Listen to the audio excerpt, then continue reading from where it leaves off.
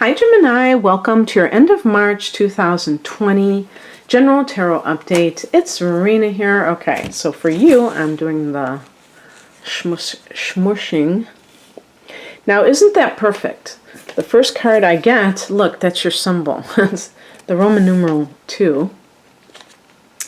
But always the duality with Gemini, right?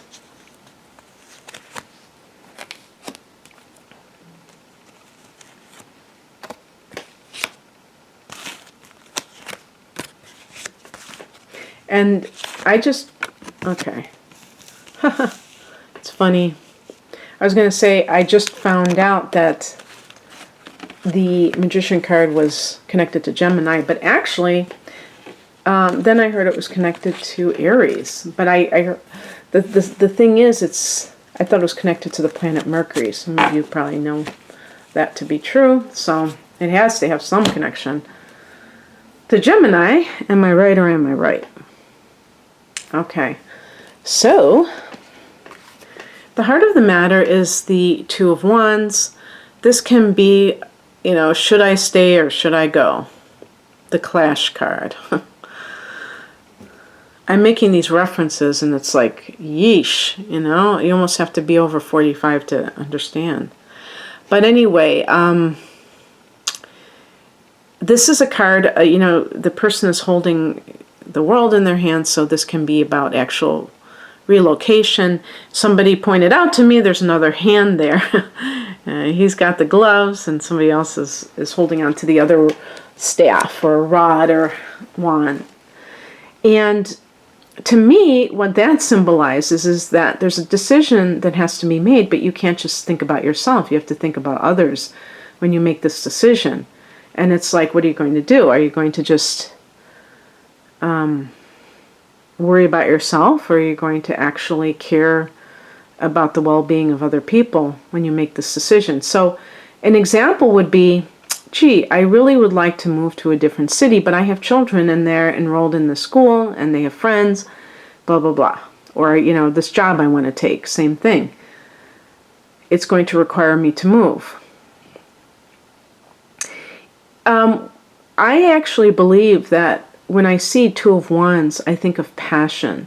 Like choosing, do I choose my passion over maybe more, kind of like safety, security, because we have this card flanked by two cards of Pentacles, which deal with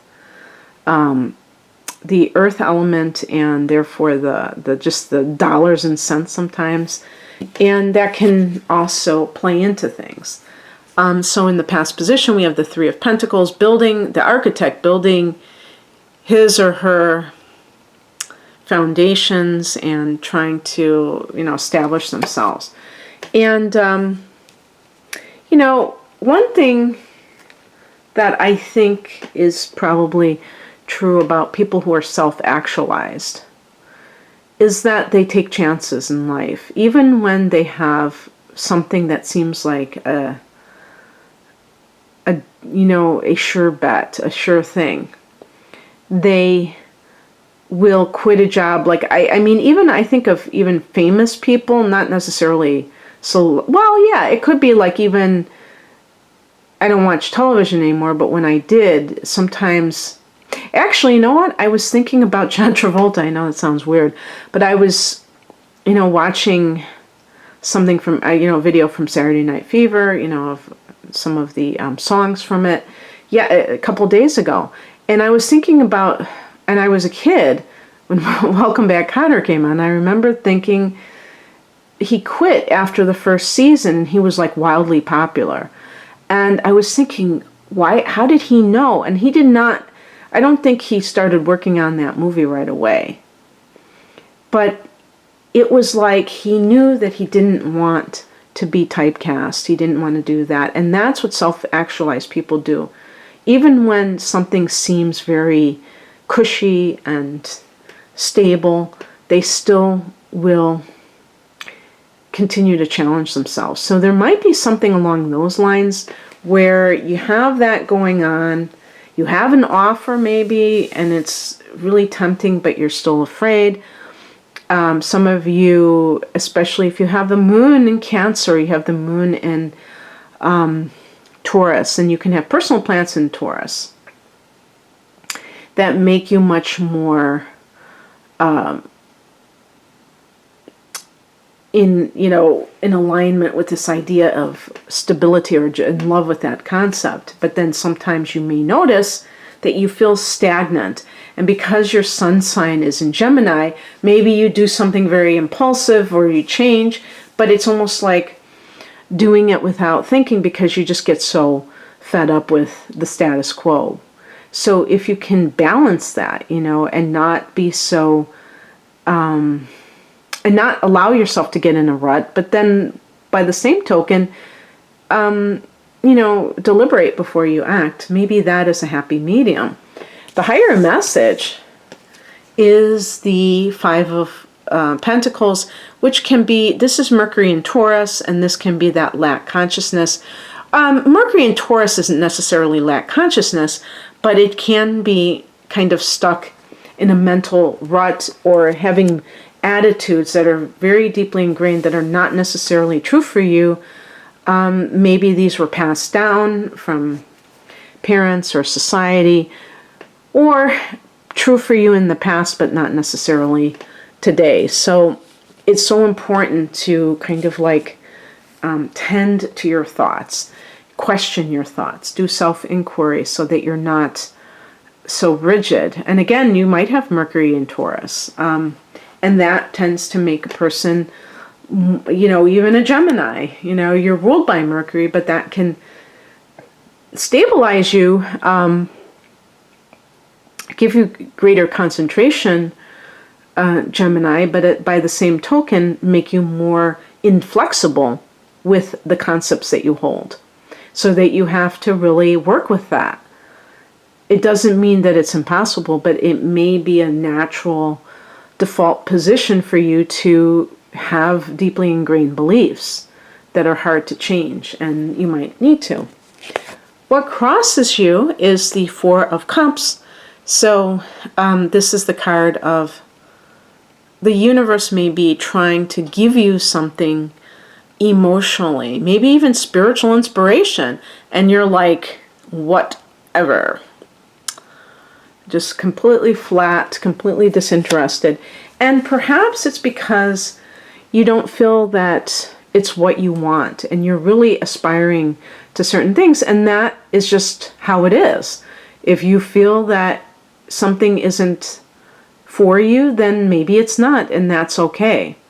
There's no reason why you have to accept less than what is appealing to you, but by the same token, you have to be receptive to life and what it offers you, and not, and I think that also includes gratitude of like, oh yes, okay, I'm being offered something. Do I think it's inadequate? Do I think it's not good enough? And how does that serve me to feel that way? And really question those beliefs, because I notice this all the time, just in very, very small ways, where people, just even saying thank you is so beautiful. When the cashier offers you change, saying thank you. Some people think, why should I thank them? I'm the one giving them money. They need to thank me. I don't need to thank them. And that to me is not what it's all about. It's like, thank you for working here. Thank you for bagging my groceries. Thank you for giving me my change. Noticing the beauty in life. Even the smallest things that can open up the floodgates of all good things coming to you. And again, going back to that Five of Pentacles, that lack consciousness that may be prevalent, not just in you, in a lot of people, because of the negativity that gets generated sometimes in the external world, in this temporary world that we live in, that we reside in. And what a perfect card to get coming in, the Magician. You create your own reality, and you create it from what you have. It's not about a business loan. It's like, what do I have in front of me that I can create, that I can generate money? Even if it's not, at this moment, great wealth, it's enough. It's more than enough. It is more than enough. This is supposed to be stained glass. That yellow that's gold, that yellow in the background, and that we see it in this card too. That's what I love about these decks that have varied colors. And you can see what these colors represent. What does yellow represent? Look it up energetically. It controls the third chakra, or it's connected to the third chakra. And the third chakra is the power chakra. And this, and money. When we think of course, green is also, we think of with the dollar bill, right? But gold is how money is also perceived. And the third chakra is about power, and money, currency is a part of that. And so when a person feels disempowered, they don't feel like they have enough. But it has nothing to do with the balance in the bank account. It's really an inside job. And the Magician card is about being able to generate that no matter what. So if you feel like, oh gosh, I can't decide between, two job offers, there's always the idea too of you hiring yourself and creating your own job too. There's always that possibility, or maybe working for somebody else and having your own business. It doesn't have to be either or. But I love the Magician because I love that idea of creating our realities and not like relying on any one thing to be our source of good in the world, our source of abundance. The outcome, well, the better it gets, the better it gets. The Wheel of Fortune connected to the planet Jupiter. And this is about aligning with, what is often talked about is the person falling off of the wheel. The wheel is our cycles. And we go through cycles. And sometimes we're on top of the world, and sometimes we feel like we're underneath the wheel, that we're not, that life is crushing us in some way. And it's all about alignment. We can align. It doesn't mean that life is necessarily never going to have a hiccup, but we can really